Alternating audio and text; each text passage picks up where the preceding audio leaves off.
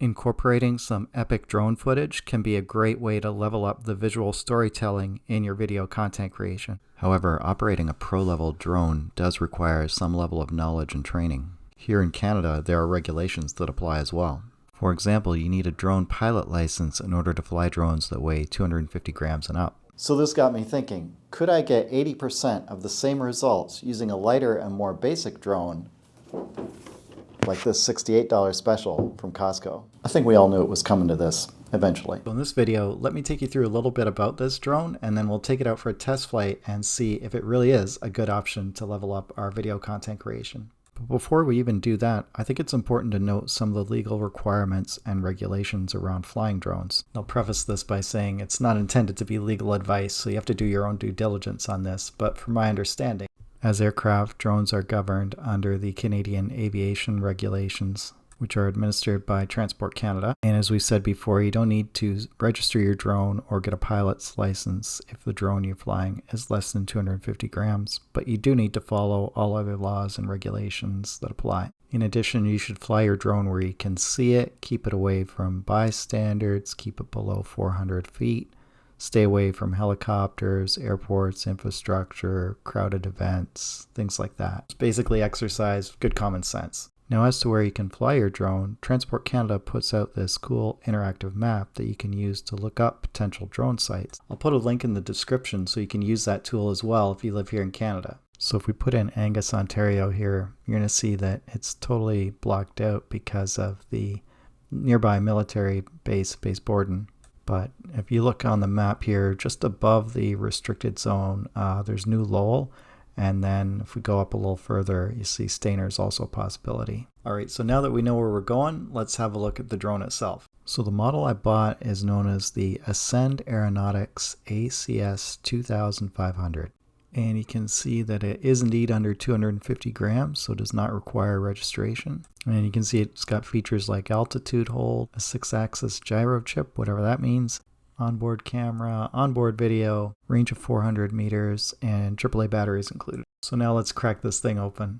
Okay, so what follows here might be the world's most inelegant unboxing. So I'll spare you all the details of that. But I will say that it was a little more difficult to unpack and configure than what I first expected. I'm not exactly sure what I expected, but you got to do things like unscrew all of the legs to detach the drone from the plastic, open up and insert the batteries for the controller as well as the drone itself. And then you got to scan this QR code to download the drone app. And then you got to get the drone connected to your phone and all configured there. So I wouldn't say it's too hard, but it's not plug and play either. So having got everything set up, I decided I was going to do a mini test flight right here in the house. Just make sure it's working before you take it anywhere.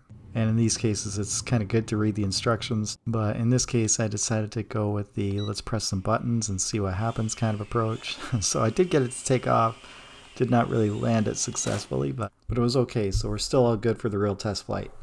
So heading out to New Lowell here to take our test flight. One thing I will say is I did read the instructions before taking the drone to the park because there's a lot you need to know about setting it up and just also how to control it, which you definitely do want to know before you start flying it around outside. Probably want to know about that inside too, but And so here we are arriving at the community park. It turned out to be a good site actually because there's not a lot of people around, and then you've got not a lot of houses either. It's pretty wide open spaces with soccer fields, baseball diamonds, some walking paths and that sort of thing.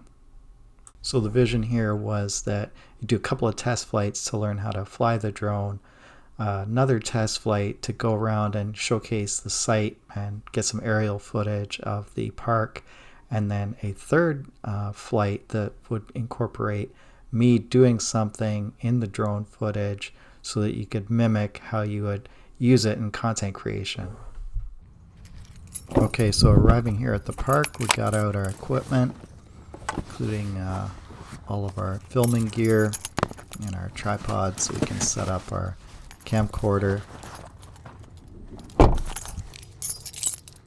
And then we headed on over to the soccer field. Got my trusty DJI action cam here so I can capture all the point of view footage. And then we also set up our camcorder as an alternate camera, just in case, you know, the DJI wasn't activated or something like that, or it missed the footage that we wanted to capture. And I can tell you, I'm glad I did, because there were a number of times when that did happen. So if you're ever creating video like this, where it's like all one take, you really do want to have that extra camera, if at all possible. I mean, it's worth its weight in gold. So anyways, getting going here, the very first thing we learned is that the drone won't actually take off if you just have it in the grass. If the grass blades are too long, it'll just stall out the drone before it even takes off. So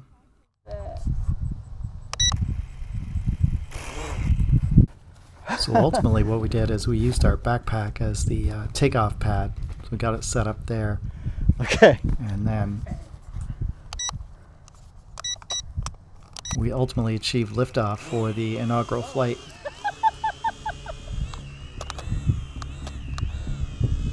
All right. And there it goes. So we're airborne, got it flying a little bit, and come back. And then it just kind of kept going. You can land at emergency land. Yeah, and so fortunately the center button below the power button is an emergency land button. You can press that and drone will land right away. That turned out to be handy in a few situations. So after a few more test flights, I decided the thing I wanted to do was to try and fly the drone through the goalposts there as a challenge and as a way of learning how to use the controls a little better.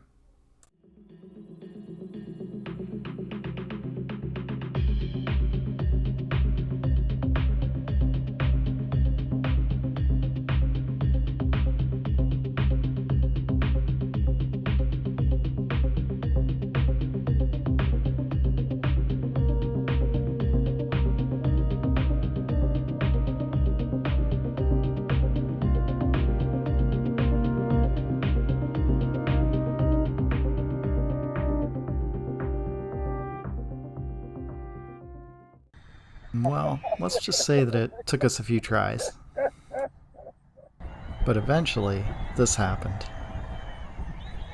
We're sailing again. Not yet.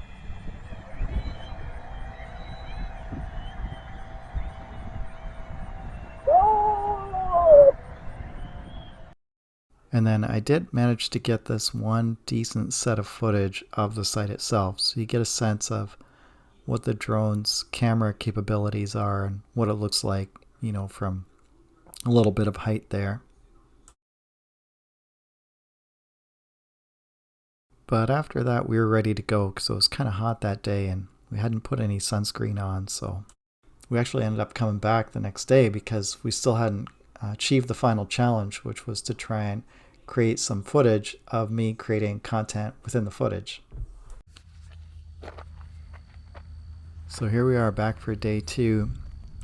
As you can see, there's still nobody around, which is good for the drone flying, I suppose, but the question remained whether we were going to be able to get this done. Okay, so we start with a little bit of training. Stop video. Here. Confirm. And then you go record video. Confirm. Alright, so to connect, it's up, down. Then you press the auto start. And you raise it up. Go left, right, forward, backwards. Having trouble with the wind. So basically the left joystick is up, down, or rotating, and the right joystick steers the drone forward, backward, left, right. And if it's a little windy, you can tap the top left button to give it a little burst of speed. I can press speed. There we go. And that'll help you move it forward. I'll it's help kind of you, stuck. but you might have to continue like doing this to hold position. And so now it's time for the handoff. Okay. Ready? And then use this to steer it. Oh no! Okay. Time to get into position. Here, I'll try and go on the path. Hold there.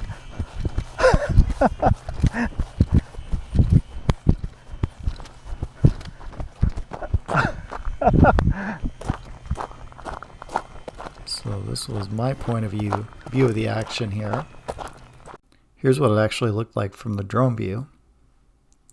There I go. Eventually got the camera and wave to the camera there, and head out on the path to try and take some photos.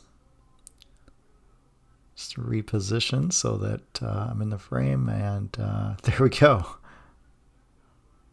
Whoa. Back again. It's a little harder to control the drone than it looks. But we got it done. Kind of walking along, and I guess I'm in the drone footage for the content. So we could say mission accomplished.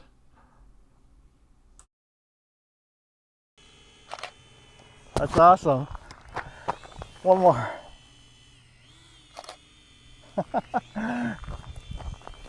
So now this brings us to the verdict. What can we say in terms of pros and cons about the $68 Costco drone? Well, first of all, it's $68, so it is pretty low cost. Second of all, it is kind of fun to fly around and practice with, and I think that alone makes it worth the $68. Also, if you do want to showcase a site and do so with some aerial footage, and even put yourself in that footage, it can do that reasonably well. I mean, you're not going to get the same results as a pro-level drone or even a more expensive, starter drone, but it can, kind of get the job done, as you saw. And another nice thing about a starter drone like this is it gives you a low-risk way to practice and learn the controls of your drone. Because if you do end up crashing it, which I can tell you is a realistic possibility, at least then you're crashing a $68 drone and not one of those more expensive $500 drones. So what about the cons? Well, first of all, like I was saying at the beginning, this is definitely not a plug-and-play model. You can plan to spend about 2 to 3 hours over 2 to 3 days in order just to unbox it, get it set up, learn how to use it well enough so that you can actually use it in your content. Also on the con side, you can see that the footage is okay in terms of the resolution, but it's not like super high quality footage. The other thing is that it does take 2 people to operate if you're going to film yourself, because there is no AI tracking software here that'll let the drone follow you around if you set it up. So I really got to thank my wife Kathy for her help with this video. And I mean, if you do want more of a solo model that you can operate by yourself that has the AI tracking, I'll put a link in the description to the newly released DJI Neo, which has all that, but it's around $229, so it's going to set you back a little more than the $68 model from Ascend Aeronautics, which I'll also put a link in the description for. And if you want to learn more about other strategies that I've talked about to level up content creation, check out one of my next videos here. Thanks for watching. We'll see you next time.